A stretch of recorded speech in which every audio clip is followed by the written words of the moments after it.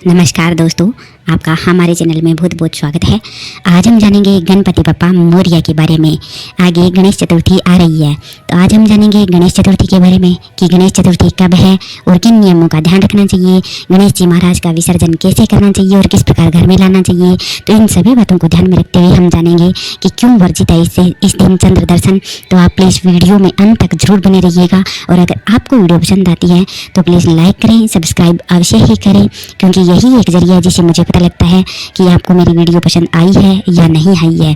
तो आइए जानते हैं गणेश 6 या 7 सितंबर को कब है गणेश चतुर्थी। आइए जानते हैं। इस दिन भगवान विराजेंगे 10 दिनों के लिए गणपति। तो नोट कर लें गणेश चतुर्थी की सही तारीख, शुभ मुहूर्त, पूजा विधि और भोग। भाद्रपद माह के शुक्ल पक्ष की चतुर्थी तिथि से गणेश उत्सव की शुरुआत हो रही है। इस दिन लोग अपने घर बप्पा लेकर आते हैं और पूरे विधि विधान के साथ उनकी स्थापना शुभ मुहूर्त में करते हैं। इसके बाद 10 दिनों तक बप्पा को घर में रखकर उत्सव मनाया जाता है। इस दौरान भगत उनकी खूब सेवा करते हैं, उन्हें प्रिय मोदक और लड्डुओं का भोग लगाया जाता है और रोज़ दोनों समय आरती की जाती है। वहीं 10वें दिन गणपति जी का विसर्जन भी कर दिया जाता है। तो तारीख, मुहूर्त और पूजा विधि के बारे में जानते हैं।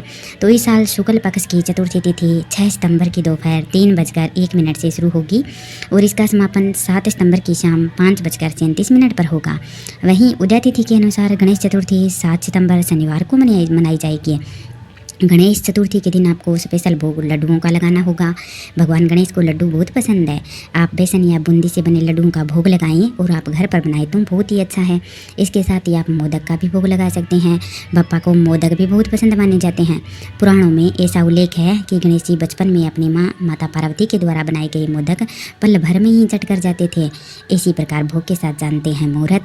वैसे तो बप्पा के लिए किसी मुहूर्त की आवश्यकता नहीं होती है, क्योंकि वे विघ्नहर्ता है। हम किसी भी दिन किसी भी टाइम है वो पूजा पाठ कर सकते हैं। लेकिन हिंदू पंचांग के अनुसार चतुर्थी के दिन गणपति जी की पूजा दिन में 11:03 से कर सकते हैं। यह मुहूर्त दोपहर में 1:34 तक रहेगा। गणेश चतुर्थी दिन वाले आप सूर्योदय से पहले उठकर स्नान आदि से निवृत्त हो जाएं। अब घर के मंदिर की साफ सफाई कर गंगा जल से छिड़काव करें। इसके बाद भगवान गणेश को प्रणाम कर 3 बार आचमन अवश्य ही करें।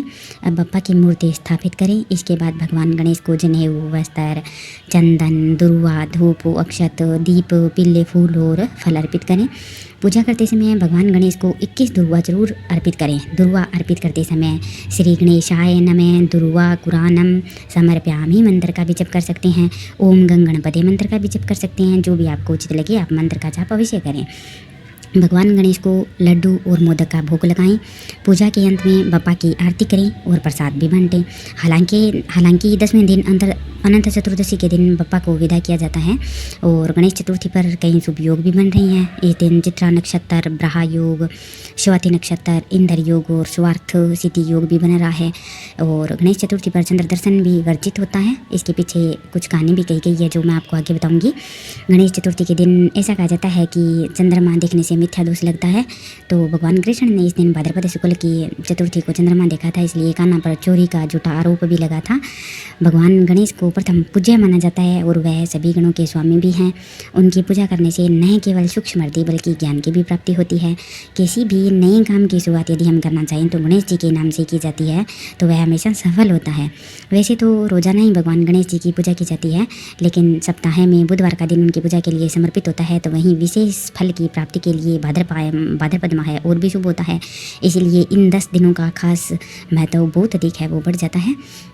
पूजा के दौरान भिन्न भिन्न प्रकार के मंत्र जप करें, आरती करें और विभिन्न प्रकार के भोग भी आप लगाएं। तो आइए जानते हैं कि पौराणिक कथा क्या है कि चंद्र दर्शन निषिद्ध माना जाता है। एक बार भगवान कृष्ण पर शयनमनंतक नाम की एक कीमती मणि चोरी करने का है वो झूठा आरोप लगा था। झूठे आरोप में लिप्त भगवान कृष्ण की स्थिति देखकर नारद ऋषि ने उन्हें बताया कि भगवान कृष्ण ने भाद्रपद शुक्ल चतुर्थी के दिन चंद्रमा को देखा था, जिसकी वजह से उन्हें मिथ्या दोष का श्राप लगा है। तो नारद ऋषि ने भगवान कृष्ण को बताया कि वह अगर चतुर्दशी का व्रत करे गणेश चतुर्थी का तो यह दोष उनसे हट सकता है। तो भगवान ने यह व्रत भी किया था। तो भगवान कृष्ण को नारद ऋषि ने बताया कि भगवान गणेश ने चंद्रदेव को श्राप दिया था कि जो व्यक्ति भाद्रपद शुक्ल चतुर्थी के दिन चंद्र दर्शन करेगा वह मिथ्या दोष कलंक से शापित हो जाएगा और समाज में कोई भी उस पर आरोप लग सकता है, चोरी का भी आरोप लग सकता है, झूठे आरोप किसी भी प्रकार के लग सकते हैं क्योंकि वह कलंकित माना जाता है। तो नारद ऋषि के परामर्श पर भगवान कृष्ण ने मिथ्या दोष से मुक्ति के लिए गणेश चतुर्थी के व्रत को किया और मिथ्या दोष से मुक्त भी हो गए थे। तो इस प्रकार गणेश चतुर्थी के दिन गणेश जी का जन्म हुआ था, तो इस दिन व्रत रखकर गणेश जी की पूजा करते ही हैं। इस बारे में आपको सारी जानकारी बताई दी है। इससे सभी प्रकार की मनोकामनाएं पूरी भी होंगी और बिगड़े हुए काम भी सारे बनते हैं। तो आपके जीवन के संकट भी दूर होंगे और शुभता भी आती है। तो हर प्रकार की समस्याओं का अंत होता है। तो आप इस दिन पूजा अवश्य ही करें। कुछ लोग गणेश जी की स्थापना करते भी हैं अपने घरों में, कुछ लोग नहीं भी करते हैं। तो अगर आप अपने घरों में गणेश जी की स्थापना ना भी करें ना, तो अपने घर के मंदिर में जो गणेश जी विराजित होते हैं जिन्हें हम हमेशा रखते हैं, तो उनकी पूजा भी आप कर सकते हैं। सुबह शाम उनकी पूजा भी कर सकते हैं। और अगर आप स्थापित करते हैं तो 10 दिनों का यह पर्व मनाया जाता है, तो सबसे अच्छा है। इसके अलावा आर्थिक तंगी से मुक्ति पाने के लिए गणेश चतुर्थी की पूजा के दौरान सच्चे मन से आप ऋण हरता गणेश स्रोत होता है उसका पाठ भी कर सकते हैं। इससे गरीब लोगों में श्रद्धा अनुसार दान भी करें। और मान्यता है कि ऋण हरता गणेश स्रोत का पाठ करने से और गरीब लोगों में उस दिन दान करने से और भगवान को मन चाहा मोदक लड्डू का भोग लगाने से, ये सभी आदि करने से आर्थिक स्थिति में सुधार होता है और धन लाभ के योग भी बनते हैं और हमारा हर तरह का काम बनने लगता है, हर रुकावटें दूर भी होती है। और इस दिन आप गणेश चतुर्थी के दिन गणपति बप्पा को पूजा के समय शमी के पत्ते और दुरुआ अवश्य ही अर्पित करें क्योंकि यह बहुत ही प्रिय माना जाता है। इससे प्रभु बहुत ही ज़्यादा प्रसन्न भी होते हैं और साधक की सभी मनोकामनाएं हैं वो पूरी होती है। तो आप यह उपाय अवश्य ही करिएगा। अब गणेश चतुर्थी का समापन होगा। तो गणेश चतुर्थी का समापन 17 सितंबर के दिन मंगलवार को अनंत चतुर्दशी को होगा। जो लोग 10 दिनों के लिए पूजा कर रहे हैं गणेश जी की मूर्ति की, वे अनंत चतुर्दशी को गणेश जी का विसर्जन करेंगे। और विसर्जन करते समय आपको एक बात खास का ध्यान रखना है कि गणेश जी महाराज को जब घर में विराजमान करना है उस समय मूर्ति घर की तरफ होती है, तो अपनी तरफ हो मतलब। तो जिस तरह से हम विसर्जन करेंगे तो भी गणेश जी की मूर्ति का मुख है वो बाहर की तरफ नहीं होना चाहिए, मतलब अपनी तरफ ही होना चाहिए। गणेश जी की पीठ नहीं देखी जाती है, तो उस टाइम भी गणेश जी की मूर्ति है वो अपनी तरफ ही होनी चाहिए। और गणेश जी को इस दिन विदा करेंगे अनंत चतुर्दशी के दिन। तो गणेश जी से अच्छी तरह से आशीर्वाद लें, अपनी सब मनोइच्छा की पूर्ति के लिए गणेश जी महाराज को अपनी मनोकामना कहें। तो इस प्रकार गणेश जी को हम विदा करेंगे और अगले साल फिर से आने को कहेंगे। तो इस प्रकार अगर आपको हमारी कहानी भी अच्छी लगी हो तो प्लीज़ चैनल को लाइक करें और सब्सक्राइब करें। और अगर किसी प्रकार की कोई गलती हुई हो तो प्लीज़ क्षमा करें।